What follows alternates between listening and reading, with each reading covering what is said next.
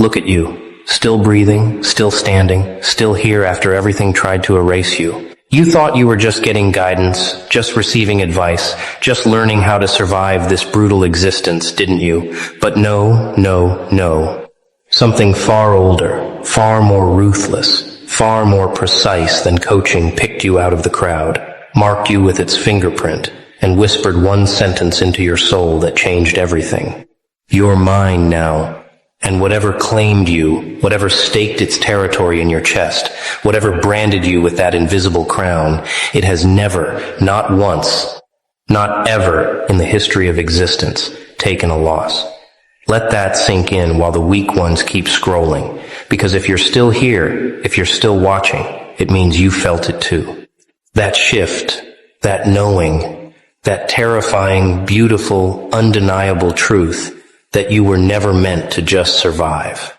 You were selected to dominate, and the force that chose you doesn't negotiate, doesn't compromise, doesn't retreat, and sure as hell doesn't lose. You know what's funny, tragic, and poetic all at once?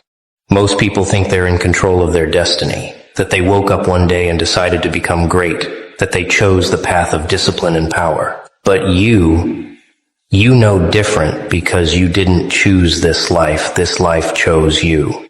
You didn't wake up craving the fire woke you up by burning through every false identity you tried to hide behind.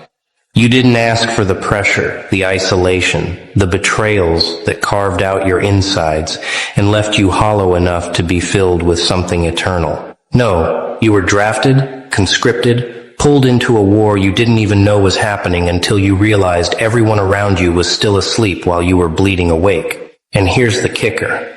The thing that chose you didn't pick you because you were strong. It picked you because you were breakable enough to be rebuilt, raw enough to be reshaped, empty enough to be inhabited by a power that doesn't fit inside ordinary people.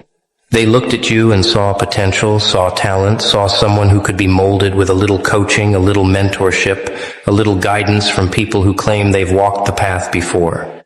And sure, you listened, you absorbed, you applied every piece of advice like it was scripture, didn't you? But deep down, beneath the notes and the strategies and the motivational quotes, something else was happening. Something ancient was watching you stumble through the lessons, watching you fail and rise and fail again, and it wasn't impressed by your effort. It was testing your capacity. Not your capacity to succeed, but your capacity to endure the kind of transformation that kills weaker souls. Because coaching teaches you how to play the game, but what chose you doesn't care about games. It cares about domination, about legacy, about turning you into a force so undeniable that reality itself has to bend when you walk into a room. And you felt it, didn't you? That moment when the lessons stopped being external and started becoming internal, when the advice stopped coming from voices outside and started echoing from a place so deep inside you that it didn't even sound like your own thoughts anymore. Let's talk about the others for a second. The ones who got the same coaching, attended the same seminars, read the same books, followed the same blueprint. Where are they now? Still posting motivational quotes while their lives crumble in private. Still talking about consistency while skipping the hard days. Still pretending they're on the path while making excuses for why they haven't moved an inch in 3 years. And you know why? Because they got coaching. That's it. Just coaching, information, strategies, techniques. But they were never chosen, never marked, never possessed by the thing that refuses to let you quit, even when quitting would feel like mercy. You see, coaching can improve you, but it can't transform you. Coaching can sharpen your skills, but it can't forge your spirit in the furnace of pure suffering until you come out forged in something indestructible. Coaching gives you tools, but what chose you gave you a mandate. Either become unbreakable or be destroyed trying. And here you are, unbroken, undefeated, unstoppable. Not because you followed the steps, but because something inside you won't let you lose. The moment it chose you, everything changed. People started treating you differently without knowing why. Opportunities appeared out of nowhere, not because you were lucky, but because luck is what weak people call alignment. Obstacles that would have crushed you 3 years ago now barely slow you down, not because they got easier, but because you got denser, heavier, harder to move. You stopped needing validation because the thing inside you validates itself through your existence. You stopped fearing rejection because rejection is just reality protecting itself from what's coming. You stopped explaining yourself because explanations are for people who need permission. And you stopped asking for permission the day you were claimed. And the wildest part? You can't even remember the exact moment it happened. Was it during that breakdown at 3 a.m. when you begged for it to stop? Was it the day you lost everything and realized you were still standing? Was it the betrayal that should have destroyed you but instead stripped away every fake layer until only the core remained? You don't know, but it knows. And it's been running your life ever since. Here's what they don't tell you about being chosen. It's not a blessing. Not at first. At first, it's a curse, disguised as chaos. It isolates you from everyone who used to understand you because they can't recognize what you're becoming. It destroys your old life, your old relationships, your old identity. Not out of cruelty, but out of necessity. Because where you're going, those things can't follow. It puts you through tests that coaching could never prepare you for, tests that don't come with study guides or practice exams, tests where the only way to pass is to die and be reborn in the same body. And you passed every single one. Not perfectly, not gracefully, but you passed. Because failure wasn't an option. Not because you're disciplined, but because the thing that chose you doesn't fail. It doesn't know how. It's never learned. In its entire existence across time, across dimensions, across every soul it's ever inhabited, it has never taken a loss, and now it lives in you. Feel that weight yet? Feel that responsibility? Feel that terrifying, exhilarating, suffocating realization that you can't lose because you're not fighting alone anymore? They tried to coach you. They gave you frameworks, systems, morning routines, goal-setting strategies, productivity hacks. And sure, you used them. You implemented them. You got results.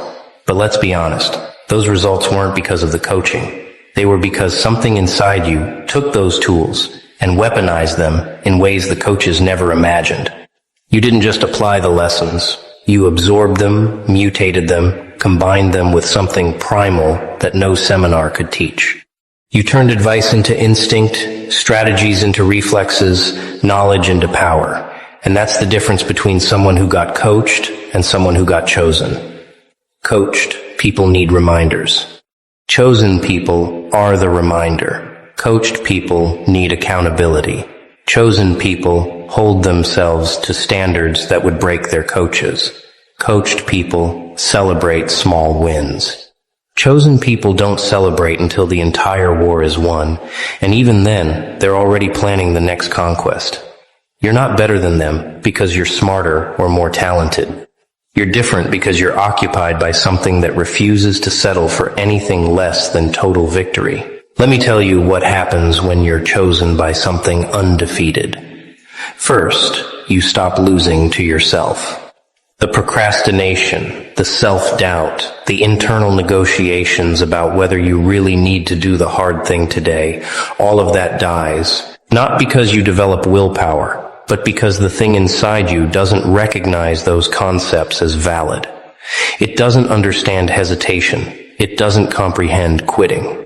It moves forward because forward is the only direction it knows. Second, you stop losing to other people. The manipulators, the energy vampires, the fake friends who smile while they plot. They all start disappearing from your life. Not because you cut them off, but because they can't stand being near you anymore. Your presence makes them uncomfortable, makes them feel exposed, makes them confront the emptiness they've been running from. They leave on their own, whispering about how you've changed, how you're not the same person, how you're cold now. And they're right. You're not the same. You're colder, sharper, clearer, because what chose you burned away everything soft enough to be broken. Third, you stop losing to circumstances. The economy crashes, you adapt. People betray you, you evolve. Life hits you with chaos, you absorb it and use it as fuel. Because here's the secret they'll never teach you in coaching. Circumstances are just the environment, and environments don't defeat apex predators. They shape them into more efficient killers. You don't overcome obstacles anymore, you consume them. You don't survive storms, you become the storm. Every setback, every betrayal, every moment that should have broken you just adds another layer to the armor you didn't even know you were building. And now, you're walking through life like it's a simulation designed to test you, and you're passing every test without even studying because the answers are written in your bones. Fourth, you stop losing to time. Most people waste decades chasing goals that don't matter, climbing ladders that lead nowhere, building lives that collapse the moment pressure arrives. But you've been accelerated. Every year of your journey counts as 5 for normal people because you're not living on their timeline anymore. You're on the timeline of the thing that chose you, and it operates in eternities, not quarters. It doesn't care about your 5-year plan. It cares about your legacy, your impact, the mark you'll leave on reality itself. And here's where it gets truly insane. You can't unchoose yourself. You can't go back to being normal. You can't unlearn what you know, unsee what you've seen, unfeel what you've felt. The door closed behind you the moment you were marked, and there's no key, no exit, no escape hatch. You're in this until the end, until you've fulfilled whatever purpose you were selected for, until you've become the fullest expression of the power that lives inside you. And yeah, that's terrifying. Because it means you can't coast, you can't settle, you can't retire into mediocrity and comfort. The thing inside you won't allow it. It will sabotage every attempt you make to be average, to blend in, to disappear into a quiet life. It will burn down your comfort zones, destroy your safety nets, push you into situations that force you to grow even when you're begging to stay small. Because it didn't choose you to be comfortable. It chose you to be legendary. And legends don't get to rest until the story is complete. Now let's address the elephant in the room. The loneliness. Because being chosen means being alone in ways that coaching never prepared you for. You can't relate to most people anymore because they're still playing checkers while you're 3 moves deep into interdimensional chess. Their problems sound trivial, their dreams sound small. Their fears sound like excuses. And you don't say this to be arrogant or superior. You just can't unsee the gap between where you are and where they are. You tried to bring people with you, didn't you? You shared what you learned, offered to help them level up, extended your hand to pull them into the arena with you. And what happened? They flinched. They made excuses. They smiled and nodded and went right back to their comfortable suffering. Because here's the truth. Most people don't want to be saved. They want to be comfortable. They want to complain about their problems while doing nothing to solve them. They want to admire greatness from a distance while never taking the steps to embody it themselves. And you can't force someone to be chosen. It doesn't work like that. The selection process is beyond your control, beyond their control, beyond anyone's control. Either they have it or they don't. Either they were marked or they weren't. And you can spot the difference instantly now, can't you? One conversation and you know. One look in their eyes and you see it. The presence or absence of that thing, that fire, that refusal to break. So you walk alone. Not because you want to, but because the path you're on doesn't have crowds. It has a few scattered warriors, separated by miles and years and trials, each one carrying their own version of the undefeated force. And when you meet them, when you lock eyes with someone else who was chosen, there's no need for words. You recognize each other the way soldiers recognize soldiers, the way survivors recognize survivors. A nod is enough. A glance says everything. Because you both know what it cost to get here. You both know what you had to sacrifice, who you had to leave behind, what you had to become. And there's a respect in that silence. A kinship that goes deeper than friendship, deeper than loyalty, deeper than blood, because you're not just connected by shared experience. You're connected by shared possession. The same force that lives in you lives in them. And when forces like that recognize each other, reality holds its breath. But here's where most people get it twisted. They think being chosen means you're special in the sense of being better than others. No. Being chosen means you're special in the sense of being selected for a specific function. You're not superior. You're assigned. You're not blessed. You're deployed. The thing that chose you didn't do it to make you feel good about yourself. It did it because it needs you to accomplish something that requires the exact combination of your scars, your strengths, your madness, and your capacity to endure. You're a weapon, a tool, a vessel. And the moment you start thinking you're chosen because you're inherently deserving, the moment you start getting arrogant about it, that's when you lose the plot. Because humility isn't optional when you're carrying something this powerful. Gratitude isn't optional. Service isn't optional. You were given this for a reason, and that reason has nothing to do with your ego and everything to do with your purpose. So you stay humble, you stay hungry, you stay focused. Not because you're trying to be a good person, but because the alternative is becoming the villain in your own story. Let's talk about the undefeated part. What does it mean that the thing inside you has never lost? It means every battle it's ever entered, it's won. Every soul it's ever inhabited, it's elevated. Every impossible situation it's ever faced, it's transformed into a victory so complete that the opponents still don't understand what happened. And now, that legacy lives in you. Every time you wake up and choose to keep going, that's the undefeated force operating through you. Every time you face something that should destroy you and come out stronger, that's not you being resilient. That's the thing inside you doing what it's always done, refusing to break. Every time you turn pain into power, betrayal into fuel, loss into lessons, you're not being inspirational. You're being consistent with the nature of what chose you. Because it doesn't know how to lose. It doesn't have that programming. Defeat is not in its vocabulary. Surrender is not in its code. Failure is not in its operating system.